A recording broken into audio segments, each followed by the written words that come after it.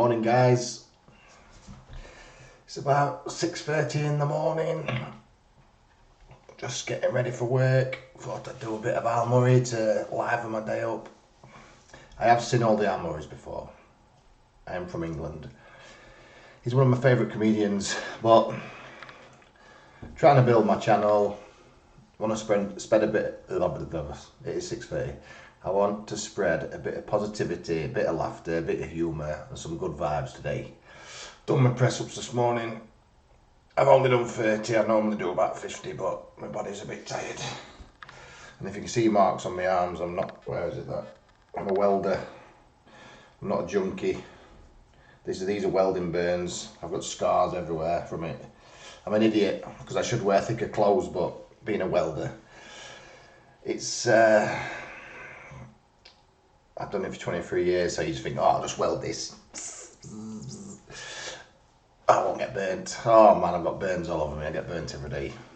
I'm probably going to get burnt today. Probably going to hit some metal on me, cut myself, burn myself. I get injured every day, and it's not because I'm an idiot, it's because that's what the nature of the job is. Anyway, let's watch some Al Murray. I've got my coffee. There you go. We all need some boobs in the morning. Oh, that's hot. So we all need some hot boobs in the morning. Let's get some Al Murray up. We have defeated every single fucking country in the world at war. Name a country, Gary. Germany. Germany, 1945, thank you very much. Very recent, job done, twice in one century. If only they'd tried again around 99, we got the fucking hat trick. Another country, please. Argentina. Argentina, 82, no help from no one else. And that, of course, was a war not for oil, but for penguins. Because we all know penguins are an essential ingredient in making Guinness, aren't they? You boil them up, the white stuff floats to the top, job done. Another country, please. Another one, France, thank you. We're in 1815, Waterloo, we haven't heard from them since. Yeah, another one, please. Canada, yeah, Canada used to be part of the British Empire, which means they're an ally of ours. As you know, being an ally of ours counts as losing to us. Why else are the Canadians so miserable? Another one, please. Hey? Spain, 1588, Battle of the Armada. Thank you, sir. We haven't heard from them since. Another one. Uganda. That was an African colony, of course, that at one point used to belong to the Germans. And in 1919, the League of Nations, as you know, when the Treaty of Versailles, when the world was redivided, the African colonies were partitioned and separated between France and Great Britain. And we got Uganda as a result simply of it being defeat the Germans. We got given Uganda, which sounds like fucking winning there, without even having to go there. Result. Another one, please. Another one. So I'll just say quickly, I know we're enjoying Al Murray.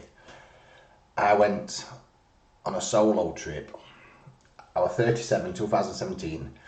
Woke up one morning and thought, Brendan, you're single, you got your own business, you're laid in bed on a Sunday morning, why aren't you doing something? Get something done. And I thought, if I got to 80 years old, and I look back on myself at 37 years old and thought, what are you doing laid in bed? I'm 87, I'm 80 years old, I wish I'd been around the world, done everything. I have been around the world, but I wish I were doing something else. I just could see myself wasting a day. So I thought, what would you, if you turned 80 years old, what would you not be happy with that you didn't do on this day you laid in bed? And I thought, well, I wouldn't mind to see the mountain gorillas. I'd be pissed off if I'd not seen the mountain gorillas in Africa.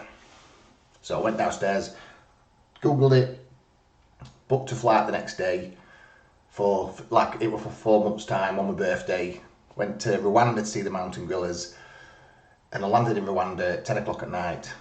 7 o'clock in the morning, I'm eating breakfast at that hostel. I'm there on my own. I had to fly through Belgium, Brussels there, so I spent a day in Brussels, a day in Belgium, and then got down. And then, long story short, I'm eating my breakfast. I'm talking to two guys, one from Canada, one from California.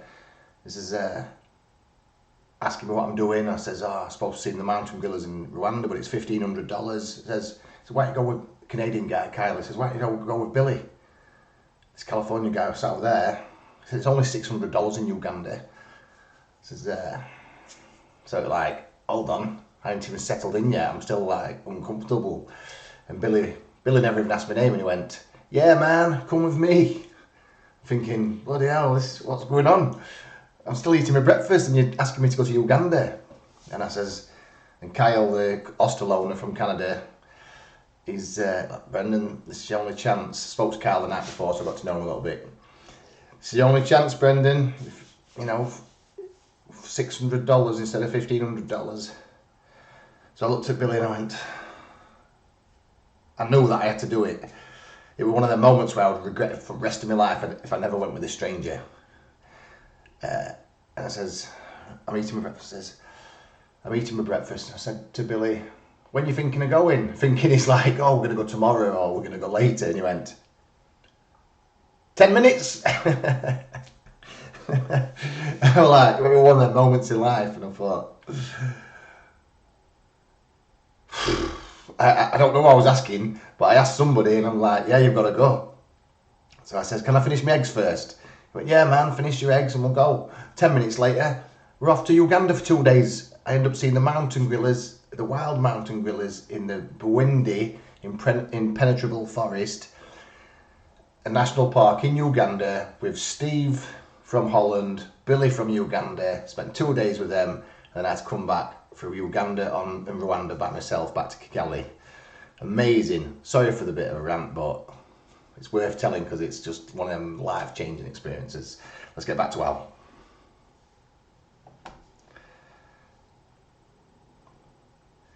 Come on Al, I've pressed it. Another one. Need to go to more pub quizzes, love. Another one, please. Hey, United States. All right, okay. You're thinking War of Independence, America finds itself free of Great Britain. Yeah, they see that as a win. We see that as a lucky fucking escape.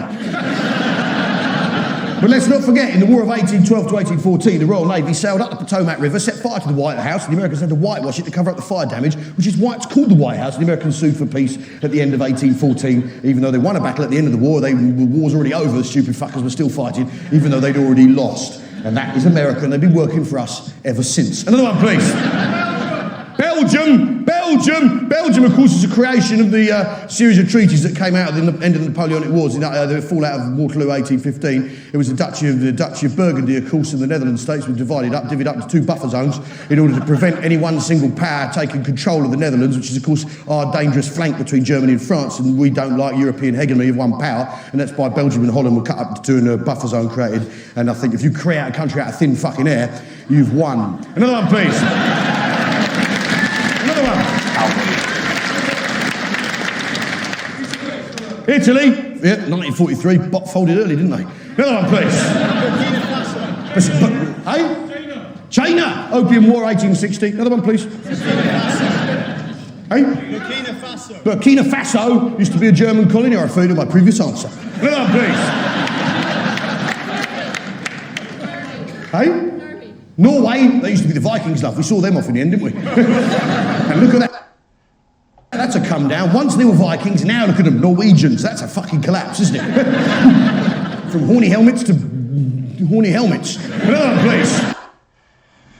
Where I live in England, 15 miles away, used to be the old capital of Britain. When the King of Denmark, who ruled Denmark, Norway and England at the time, when the Vikings were here, he made the capital... this is 1,000 years ago. He made the capital at Gainsborough, 15 miles away from me. Got York, 20 minutes on a train. That's a Viking stronghold. There's castles all around, like within a 10-15 mile radius, 1,000-year-old castles or 900-year-old castles from William the Conqueror, actually. So he kicked the Vikings out. Got Sherwood Forest not too far away. Just England is just saturated in history. Just so much history here. It's unbelievable. Japan, we've got the Yanks to do it for us. Another one. Peru. What language do they speak in Peru, sir? Portuguese. No, they don't, actually. They speak Spanish. Yeah, which means in 1512, when Pope Julius XII divided the New World into 2 sections down the line of longitude 129, the stuff for the east of that went to Portugal, which is why they speak Portuguese in Brazil. The stuff for the west of that went to Spain, which means Peru was technically part of Spain when we defeated Spain in 1588, Battle of the Armada, so we done Peru without even having a visit. Job done. Can't argue with it. Al Murray's a legend. is the history teacher we wish we had. I saw him on a documentary actually yesterday about why everyone hates the English. I watched a French one with RuPaul. He was interviewing RuPaul about the French. He was being kind, you could tell. He had loads to say, but he wouldn't say it because he's making a documentary on. He had to go to Scotland, Ireland, Wales, France, and Germany. And he says the people who hate the English. He says definitely the Scots first. And you know, all this is light-hearted. I've got Scottish friends, English, Irish, Welsh. I've got friends in France. I've got friends in Germany. It's only a general term. It's only like from 1,000 or 2,000 years of history.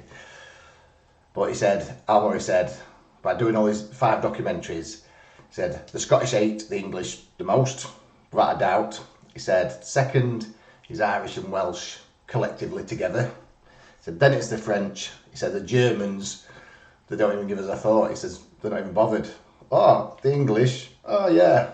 As if like they just get on with their own things and they haven't got no seeded hatreds towards us because they're too busy doing their own thing, which makes sense because that's why they produce so much quality goods, cars, everything. Anyway, have a good day. This has woke me up a bit. I hope it's woke you up a bit. I'll see you later.